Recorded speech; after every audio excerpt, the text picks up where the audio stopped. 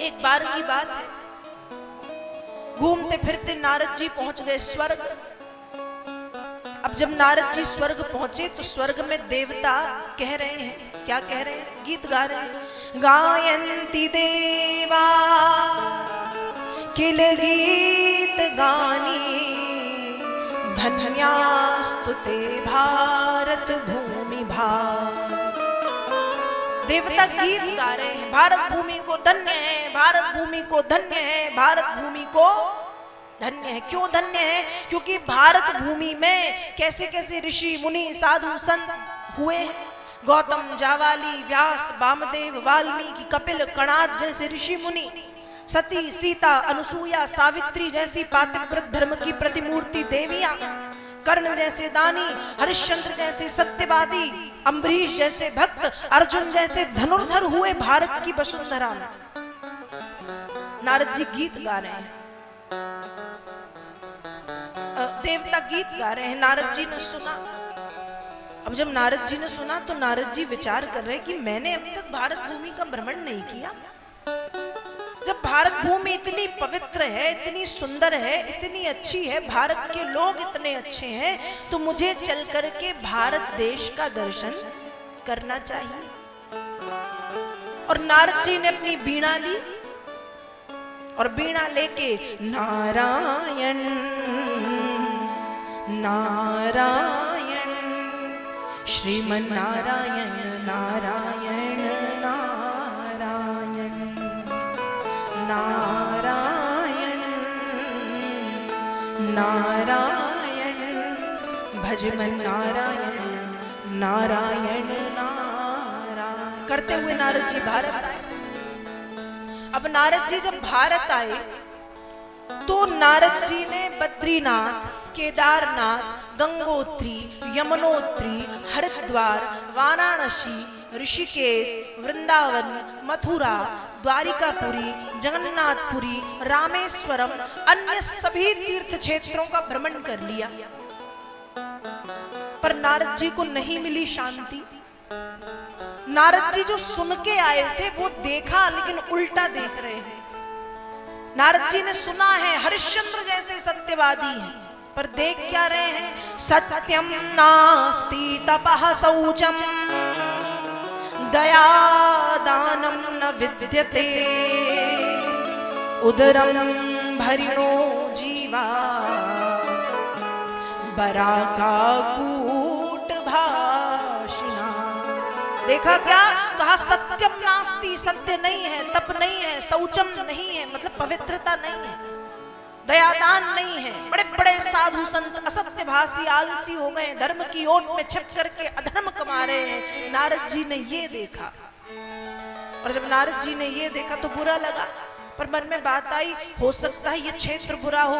आगे गए तो उससे बड़े बड़े पाप देखे। कन्या विक्रयणो लोभाद दंपति नाम च कलकनम। जिस देश में दुर्गा देवी मान के कन्याओं का पूजन श्रृंगार किया जाता था, उसी देश में उन्हीं कन्याओं के दंपति नाम, माता और पिता, लोभ के वशीभूत होकर के उन्हें बेच रहे हैं। नारद जी ने ये देखा, और जब नारद जी ने ये देखा तो बहुत बुरा लगा, अच्छा नहीं लगा। अब नारद जी घूमते फिरते मन में बहुत दुखी है, मन से श्रीधाम वृंदावन पहुंचे। वृंदावन में यमुना जी किनारे नारद जी देख रहे हैं कि एक खूब सुंदर सी देवी बैठी है, उसके बाजू में दो बूढ़े पड़े जो लंबी लंबी श्वास ले रहे हैं, और उसके चारों तरफ बहुत सुंदर सुंदर सी देवियां हैं। नारद जी ने पहले तो देखा, फिर मन में सोचा मुझे क्या कुछ हो गया होगा, और नारद जी आगे बढ़ गए। नारद जी को देख करके वो देवी खड़ी हुई और हाथ जोड़ करके बोली, भो भो साधो क्षणं तिष्ठ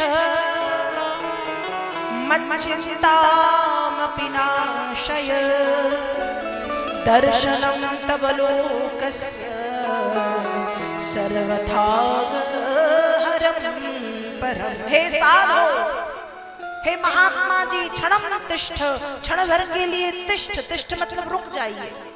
आपका दर्शन संसार के सभी पाप संतापों को समाप्त करने वाला है, रुक जाइए। उस देवी के निवेदन करने पर नारद जी रुक तो गए, पर नारद जी के मन में भाव है, मैं तो उसको नहीं जानता, ये भी मुझे नहीं जानती, मेरा इनसे परिचय नहीं, इनका मेरे से परिचय नहीं। इसलिए नारद जी पूछ रहे हैं, का सित्वम का विमौचेमा का नार्या पद्मलोचना वद देवी सविस्तारम स्वस्य दुःखस्य कारणम। नारद जी ने पूछा, तुम कौन हो?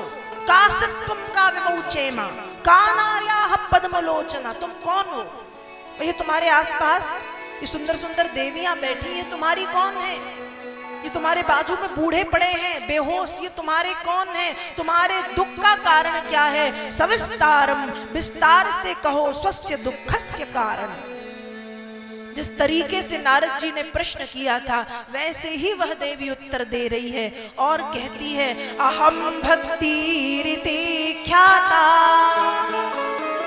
इमौ में तनयौ मतौ ज्ञान वैराग्य नामानौ काल योगेन जर्जरौ। नारद जी, अहम भक्ति, मैं भक्ति हूँ, मेरा नाम भक्ति है।